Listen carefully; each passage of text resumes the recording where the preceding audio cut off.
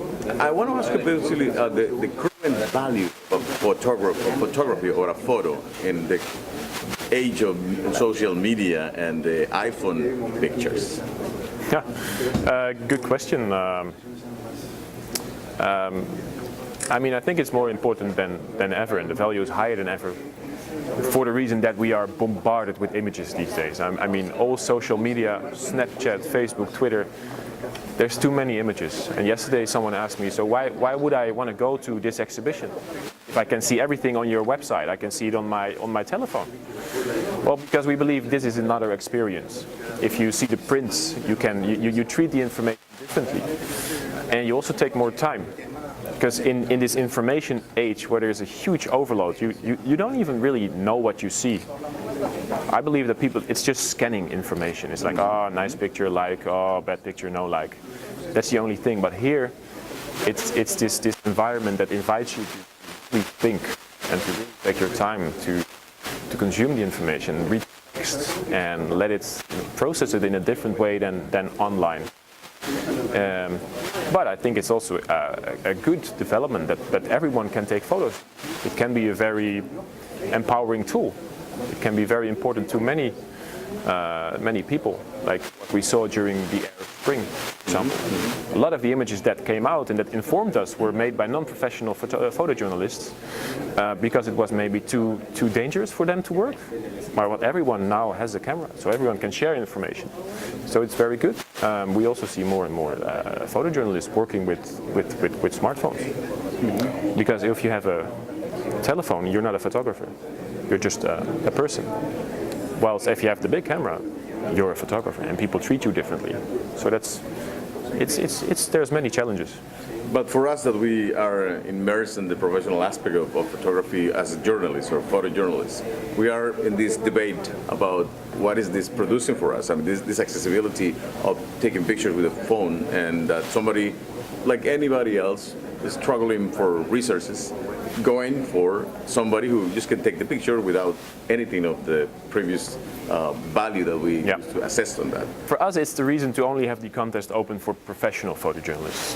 I mean, if we open the contest to everyone, we'll probably get millions of photos. But we don't want it because we believe we need professional photographers, people who are investing a lot of time.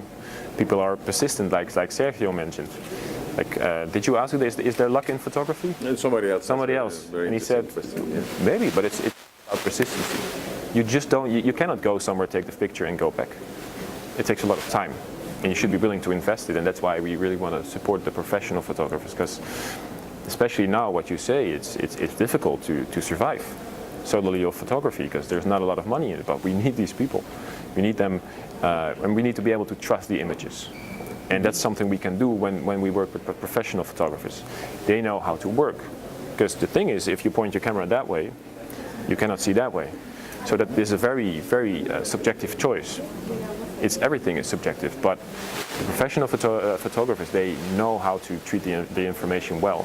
They know how to present a non-skewed image. And that's why we want to fight for them, and that's why we want to support them. I remember that a couple of years ago, another fellow photographer who works here, this is from Mexico City, but worked here, was a winner on the World Press Photo. Yeah, Guillermo Arias. Exactly. And exactly, he was, the picture he won with was exactly part of the violence. With the chair. Exactly, and that's what it was blown here, his head. But then it's another one of the brutal cases that fortunately we've seen a little bit less than in the past, which is good. But what was your image of Tijuana prior to you coming to this city? Well, it's funny, many people ask me, and I think I'm the wrong person to ask, because I really try to fight against these stereotypes, because it's so easy to think, oh, Tijuana, that's going to be super dangerous. But when I told my family, for example, I go to Tijuana, they said, oh, be careful, bring your bulletproof vest. But no, I try to read about where I go, and I had a positive image. And still, of course, there's areas of Tijuana you don't want to go to. But that's the same for Amsterdam. You don't want to go to certain areas of Amsterdam at night, because that's not going to help you. And that's why I'm, again, what I also said, it's so good that Sergio and Anwar now show the different side of, the other side of Mexico, the beautiful side, to sort of combat the stereotypical image that we all have of Mexico, that there's only violence, that you cannot go out on the streets because you will get killed. I mean, it's a dangerous country. Different states are more dangerous than the other. It would be great to have this exhibition in Veracruz, but that's going to be difficult. But that's also why we believe in this photography, to give you a part of reality and to base your opinions on. And also to maybe try to change someone's knowledge, someone's attitude, because this is also Mexico. The volcano, the underwater life, that's here. We don't have it in my country, not at all. So that's why we're very happy that we can show this side of Mexico instead of the narco traffic, the cartel wars. So that's really, really important. I mean, are you planning to have this exhibition in the near future, near on the U.S. side, like in LA or in LA? We had it in LA last December. Okay. We will be in LA again in December. Okay. So that's something we're looking into, and that's yeah. I understand that economics play a big role in bringing this here because you have the funding, the support, you know. But besides that, do you have any other reason why to put it in Tijuana instead of Veracruz or Guadalajara first, or Monterrey, which is a very... It's not or, it's more and.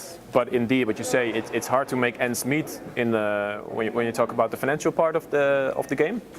But we are definitely trying to upscale our activities here. So last year we had a masterclass here in Mexico where we selected 12 Latin American photographers to participate, and that's a very prestigious masterclass. And that, I mean, it costs money, right?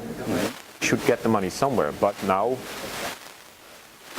we are selling the exhibition. I mean, in other countries it's more expensive, but that's because we want to be here, because we believe it's very important to be here, to talk about it.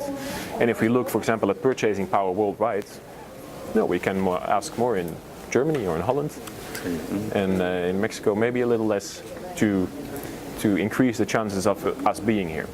Well, thank you very much for the effort, and thank you for the time to talk to you. Thank you. ¿Sí pasa por la zona industrial? Sí, cómo no. Por la nueva fábrica. Esa mera. Hey. Trabajando con todos los sectores, generamos más de 115,000 empleos en los últimos 2 años, con un incremento del 62% en inversión extranjera, superando en 2015 los $2,400 millones, lo que nos puso como líderes a nivel nacional en la generación de empleos. No cabe duda. En Baja California vamos por buen camino. Gobierno del Estado.